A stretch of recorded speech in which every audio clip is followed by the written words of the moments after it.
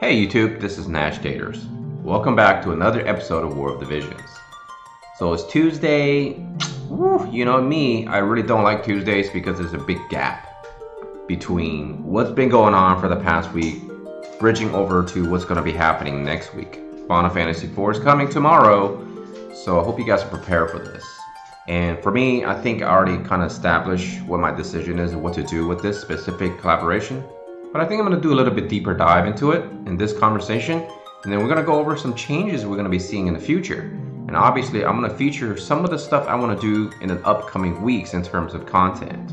So I hope you guys are happy about Tuesdays being sort of a relaxed day. Maybe finish up some of your farming and whatnot. Bear in mind, tonight is going to be maintenance starting around 10 p.m. Eastern Time. So get as much of the stuff that you need to be doing as possible. No guild battles as well. And hope you guys are excited because we're going to be getting a lot of stuff for previewed for the next upcoming weeks. So let's go ahead and get into it.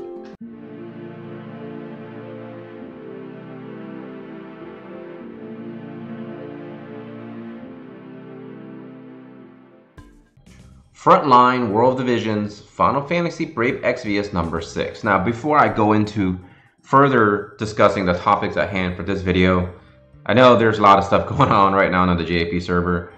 I don't really want to touch too much on this subject, but to summarize, seemingly there's something happened with the banners on the 1 year anniversary in JP server. And there's already some speculations and theory crafters and conspiracy theories about this and that. And I don't want to be on any sides at this point. I want to treat this situation much as if you're treating this situation, if you're participating in a sort of a case hearing or a trial, as you will. You know, we're the jury, right? Obviously, we're the players, so we're the jury. I think it's best to sit back and see all the evidence presented to us before we make any final judgments. I think that's the same kind of mentality I'm taking with me in terms of judging the EX Job 25 quests as well. I feel like there's just not enough evidence in at this point for me to really make a final conclusion. I still feel like and stick by my personal guessing that it's still going to take months perhaps to actually get all of your units to max level. And I think that's kind of the point of it all. And even though you can build as many units as possible, given that you have that specific diamond to trigger the fact that they can be upgraded to level 120, it doesn't necessarily mean you're going to be having all of those units up to level 120 anytime soon. Some of the evidence that I've seen, it takes quite a bit of time to actually farm all those materials. So like I said, I'm gonna stick by my guns and feel that there's a lot of positivity coming out of this situation and that it's probably gonna take a while for those units to be upped. In terms of the banner situation, I think the company has already announced that they're gonna be compensating players off of it. And if you really wanna figure out what exactly is going on, just go to Reddit or any other forums or pretty much just type in, internet, what's going on JP server, and you can actually educate yourself with those situations. Again, I want to sit back and kind of, be in the background and kind of observe at this point. I don't want to give really any inputs on it, but the only thing I can say is if in fact the company messed up, if in fact it did it on purpose or not, I think some of the trust from the player base has perhaps been lost. And I think it's going to take a lot of work for the companies to perhaps regain our trust. Personally, in the light of the situations of what's going on over there, it's kind of hard not to think about potentially it's already been happening on global server as well. So for me to really kind of take a step back, period. And on top of the fact that Final Fantasy IV perhaps was something I really wanted to do, but since I've been having so much hesitation thinking about doing it, I think it just kind of solidified my stance on spending on this game.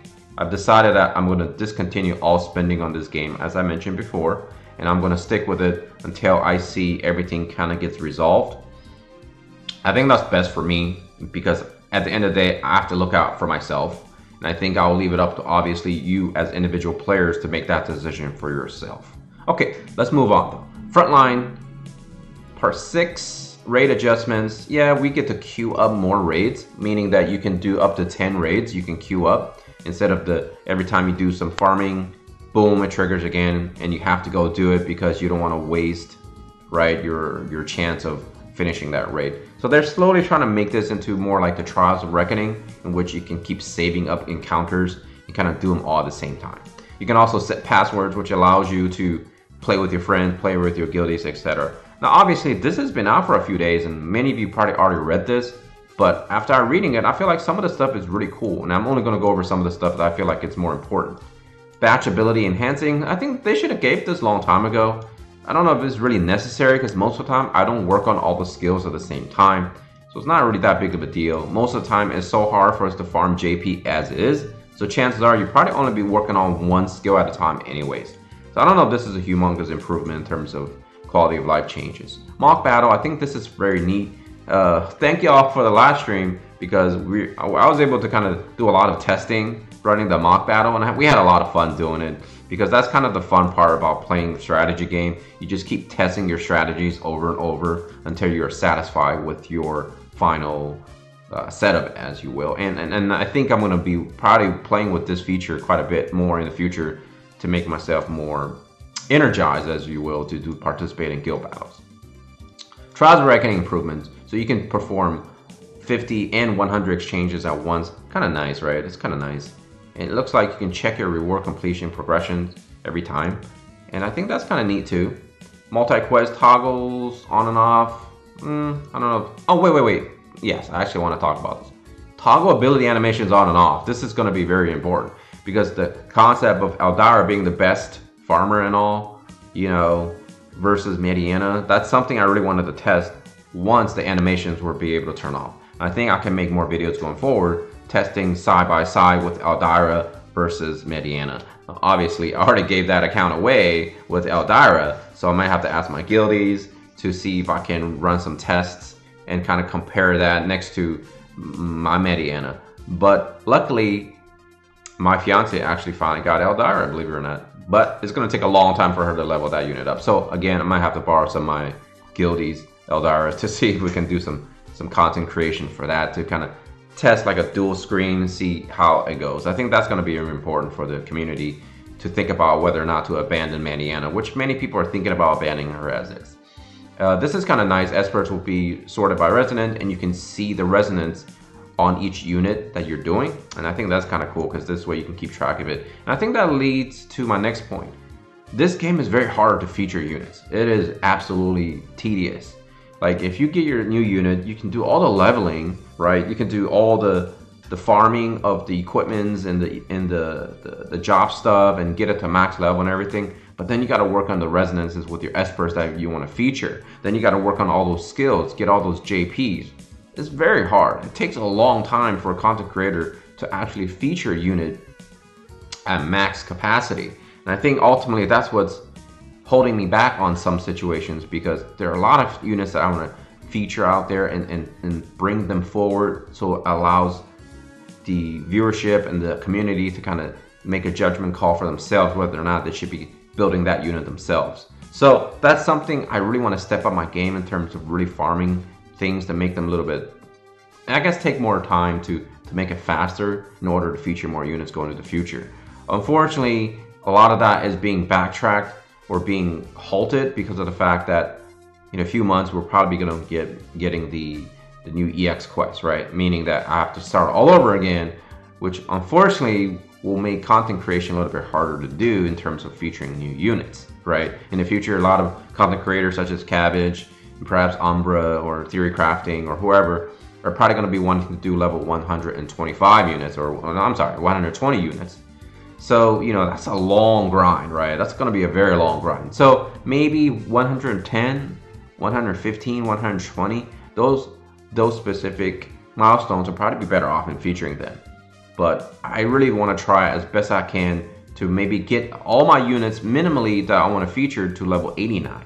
So at least I give you a glimpse of what their performance is going to be like. So the biggest hurdle in this game I've noticed is going to be the Espers, right? The Esper resonance is just so excruciatingly painful. As you can see, I've been farming every single day with Lorenzo now. I switched off from Sasha to Lorenzo, and it basically, the way it works is each time you do a combat, each time you run some sort of one run of anything, you get 1 point. So essentially it takes 40 points more here, as you can see. I'm guessing it's going to be 100 points. So it's 100 points. So that means you have to run 600 times in order to get to Resonance. No, what am I saying? You have to run 1,000 times. 1,000 runs of stuff to get to level 10. That grind, I'm not really sure why it's necessary to do that. I mean, I get it. They don't want us to be leeching off of all these nice stats right off the bat, but man, that is tough. And I think that segues to my final point of this discussion is it works perfectly well with what the game is trying to do right now. The game is trying to point us into the direction to really concentrate on a few units and love them, fall in love with them, and maximize them to their fullest potential.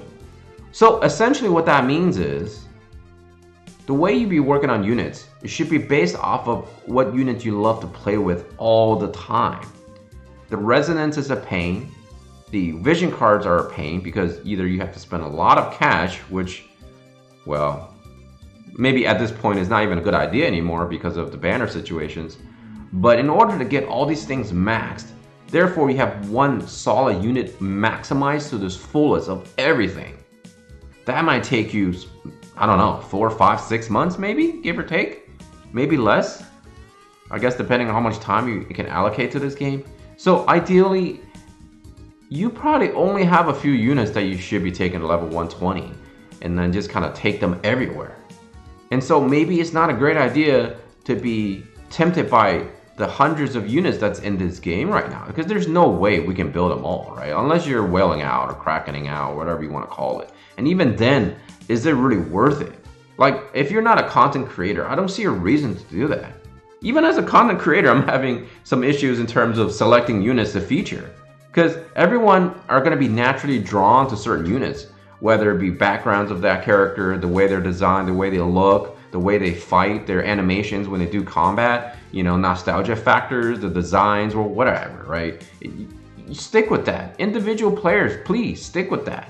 Don't stray too much from your planning that you're trying to do to fully maximize enjoying this game. And I know in the future they're going to be giving us features in terms, oh my gosh, you need to have 5 units of the same element in order to get like these bonus materials. But you have to ask yourself, is that really worth it? The amount of time and investment you have to put in them. Albeit you don't have to fully maximize them to satisfy the condition of that specific run. For example, the current run is you get the staff, right? A +3 staff, in which to help you get a +5 staff of that unit staff. Even though it's technically speaking not really a unit staff per se, it's still a staff you want to kind of gain for your arsenal. Is it really worth to take all 5 units right now? Like right now, I'd make 5 light units to level 99 and get them all nice and decked out, and boom, I can just simply take Yuna and murder all those enemy units just with her. You have to ask yourself, is that a content that we might be, a content feature, so to speak, we're going to see in the future? And the answer is yes. But over time, you should be doing that, not like rushing to do it. Don't rush in this game. I think that's the biggest takeaway that I've gained knowledge over the last 6, 7 months, 8, 9 months, whatever, is don't rush. Enjoy the game at your own pace. Do not worry about what other players are doing. Do not worry about what content creators are pushing out every time. Don't compare yourself, because a lot of these content creators, they're cracking. They're spending, I don't know, $5,000, $10,000, and to build all these units that they have, and then they end up abandoning half of them midway through the game anyways. Don't be that person. Play how you want to play. Choose your style, because I mean that's how life is, right? Pick your style and stick with it. I think I rambled on long enough, so that means it's cue for me to say that's all the time I have for this video. I hope you have a great week this week. Whatever plan you have for Final Fantasy IV, right? My plan is I'm not going to think about it, because I think it's a horrible timing that they did with the EX25 and then injecting Kain in between all that. I think Kain is an awesome unit, but for me, it kind of put a bad taste in my mouth with the new job system, in the sense that I don't really need to invest in Kain anymore. Although he's cool, I don't really need him. And so I'm gonna stick with that. Not gonna summon and not gonna spend, and just kind of play free to play for a while until I see how the game stabilizes itself. So until next time, take care of yourself, all your loved ones. Make sure you spend your time wisely, because that's your most valuable resource. Nashtaters and his family out here. Peace.